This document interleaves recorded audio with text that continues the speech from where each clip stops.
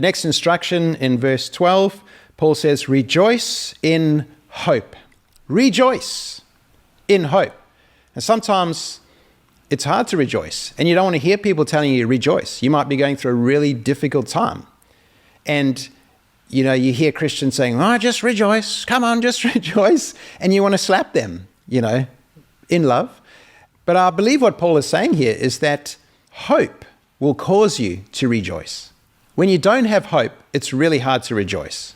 When you're going through a tough time and you don't see the end, you don't see God's hand in any of it, you don't see the bigness of God, you just get kind of limited focus, and all you can see is the difficulty and the hardship, and you just think you're going to be in this forever. It's really hard to rejoice. But when you get hope, you see a way out of it.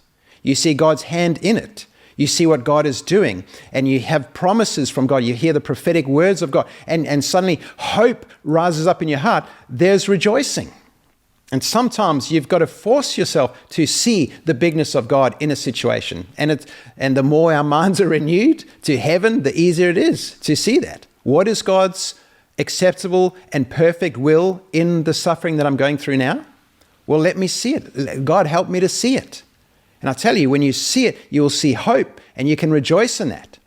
And so, yes, in the middle of difficult times, you can rejoice in hope. And I like this because it means that troubles and hardships doesn't have to steal our joy. I don't believe as Christians we should live joyless lives. And I don't believe we should only be happy when times are good. I believe there's a supernatural way in God to be happy and to be full of joy, even in the midst of troubled and hard times. And most often, the way to do that is to get our eyes on God. It's to get our eyes on Jesus, and it's to see the hope and to be filled with joy. And that really is about walking in the Spirit, having our minds renewed, and presenting our bodies as a living sacrifice, and not reacting from the flesh. You're going through a hard time and you want to react in the flesh. It's like, no, my flesh is dead. I'm not going to respond and react according to my flesh. And I'm not going to respond and react according to the patterns of this world. I'm going to react and respond according to the divine, eternal purposes and will of God. And I'm going to see God in this situation, and I'm going to rejoice.